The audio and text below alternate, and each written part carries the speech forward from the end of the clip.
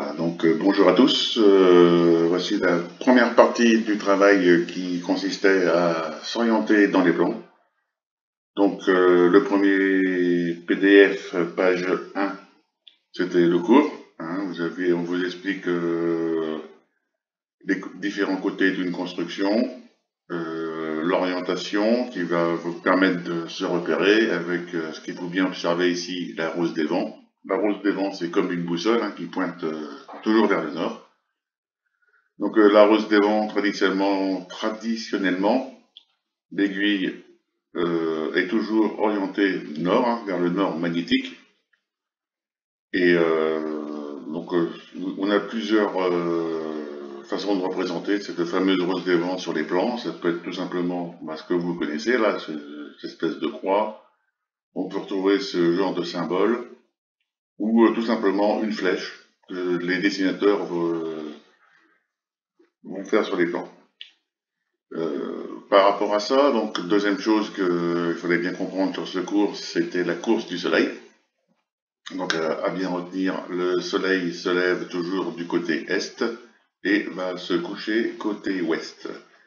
Et à midi solaire, il est ce qu'on appelle au zénith, c'est-à-dire sa position, son altitude la plus haute dans le ciel, qui est toujours celle qui correspond au sud. Bien tenir compte, bien évidemment, que lorsque le soleil est à son zénith, c'est midi solaire. En heure d'hiver, ça correspond donc à 13 heures, parce qu'on a une heure de retard sur le soleil. Et à l'heure d'été, c'est 14 heures. D'accord? Maintenant, on va passer sur la partie 2, donc les orientations. Vous avez ici différents points qui vous expliquent les points cardinaux, sud, est, nord, est, et les points intermédiaires, sud-ouest, nord-ouest, nord-est et sud-est. Autre chose, lorsque vous verrez des plans, on essaye toujours de dessiner donc les plans d'une maison par rapport au bord de la feuille. Ça c'est une tradition, parce qu'avant on utilisait des planches à dessin. Aujourd'hui ça se fait sur ordinateur, mais on a gardé quand même cette même tradition, c'est-à-dire vous verrez souvent des plans de maison dessinés de cette façon, et on va adapter la rose des vents suivant l'orientation. C'est le nord qui, comme on vous dit, qui va s'ajuster. Donc on va passer sur la page 2 maintenant. Voilà. C'était le premier exercice. Donc vous avez ici ce qu'on appelle le plan de masse. Le plan de masse, c'est quoi? C'est tout simplement le plan de la parcelle du terrain. Et on va y représenter dessus les constructions, la construction envisagée. Vue de dessus, c'est comme une vue aérienne. Aujourd'hui, on dirait ce serait même une vue par un drone. Vue par un drone, parce qu'on va travailler avec les outils d'aujourd'hui.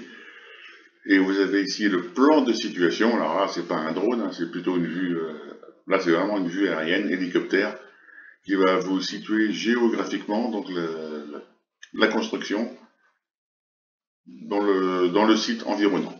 Donc on y retrouve forcément vous voyez la rose des vents ici, avec une petite aiguille qui pointe vers le nord. Cette même rose des vents, vous pouvez observer qu'ici, elle est orientée différemment par rapport à ici, et pourtant on a affaire à la même construction. Donc vous voyez, c'est toujours l'aiguille de la rose des vents qui va s'ajuster par rapport à la façon la plus objective de représenter le plan. Donc cette construction que vous avez ici, on la retrouve ici avec les différents plans de façade. Vous avez, on vous dit voilà le plan de masse et l'orientation géographique. On vous demande de retrouver l'orientation des 4 façades.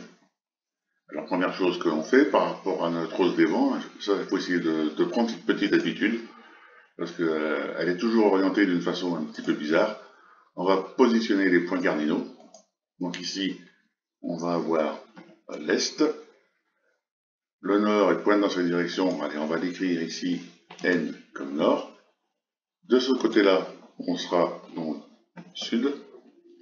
Et ici, on aura le cardinal ouest. Pour le cardinal ouest.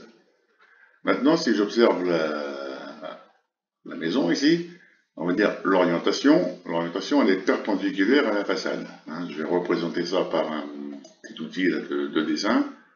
Je recherche la perpendicularité, à peu près, voilà, on est dans cette direction-là. On essaye de retrouver sur la rose des vents la direction de la façade. Bien. Si je retrace le même dessin, ici, j'essaye de refaire un trait perpendiculaire. Je vois qu'ici, je suis pas orientation ouest, ni nord, mais on va dire qu'on a une orientation qui va être située nord-ouest. Donc ici, on va mettre cette façade-là, elle sera orientée nord-ouest. N-O. Voilà, si ça veut bien. Voilà, nord-ouest. Donc, par défaut, si là on est nord-ouest, la façade opposée, elle va être située. Alors je retrace le trait ici. On essaye d'être perpendiculaire dans cette direction. Si on retrouve notre direction ici, là on est sud-est. Donc je vais dire que cette façade-là, elle sera orientée sud-est.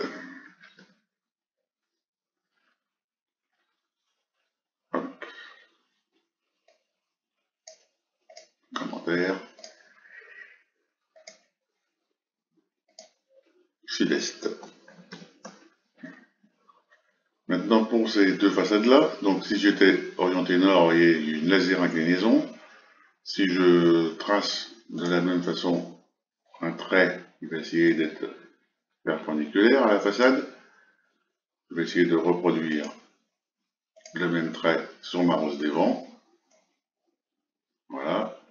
Donc là, on se dirige, on est plutôt nord-est. Hein, si on prend des points intermédiaires. Donc ici, on va écrire notre façade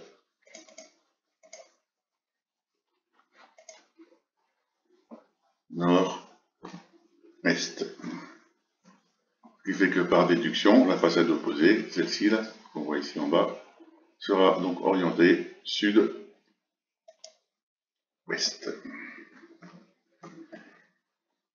D'accord? Alors maintenant, l'analogie entre ce qu'on voit ici et puis les façades, il faut bien observer ce qu'on observe. On a ici un petit bâtiment qui est en excroissance par rapport à la construction. Ce petit bâtiment, on le retrouve ici. On le visualise également sur cette façade et on va le visualiser ici.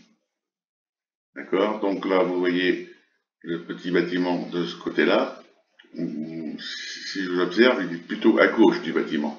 Donc je suis placé de ce côté-là. On voit le petit bâtiment, on voit ici un faîtage qu'on retrouve ici. C'est le même faîtage. Une toiture un peu plus courte. Donc ce que vous voyez ici correspond à ce que vous observez ici. On retrouve la terrasse, une espèce de balcon ici, ce petit rectangle, qui apparaît donc ici. Et là, un escalier, une espèce d'escalier qu'on observe ici. Donc, quand on est sur cette façade est orientée ici. C'est donc, on est là sur la façade nord-ouest. D'accord? Donc, par opposé, là, on a une façade. Ici, on voit qu'on a, sur cette façade-là, on a un pignon. Et là, on a également un pignon. Donc, les pignons, ce sont les côtés où on voit ici le haut du toit. Ici et ici. Donc la façade opposée, on la retrouve ici, il n'y a aucune ouverture. Quand on est placé donc de ce côté-là, c'est-à-dire sud-est, bien on va voir le petit bâtiment en excroissance qu'on retrouve ici, à droite. Si j'observe le bâtiment de cette façade-là, je vais voir celui-ci à droite. Et ce côté-là, là on voit la petite toiture ici, et on la retrouve ici. Donc cette façade-là, elle est orientée sud-est. Et donc de la même façon, maintenant on voit qu'on regarde le bâtiment, on voit le petit ajout là, l'excroissance, c'est-à-dire on regarde le bâtiment dans cette direction. Donc cela, c'est la façade qui regarde vers le nord-est.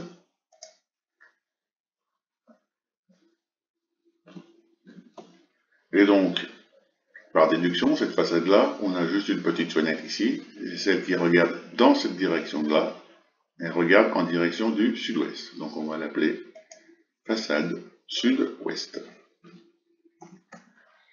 Alors ce qui est un petit peu curieux sur cette construction, c'est que les façades qui sont plutôt orientées sud ont très peu d'ouverture.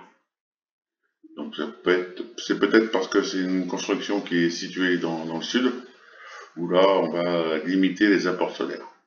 C'est pas la tendance aujourd'hui. Aujourd'hui, on essaie plutôt au maximum de mettre les ouvertures principales, les grandes ouvertures côté sud. Voilà.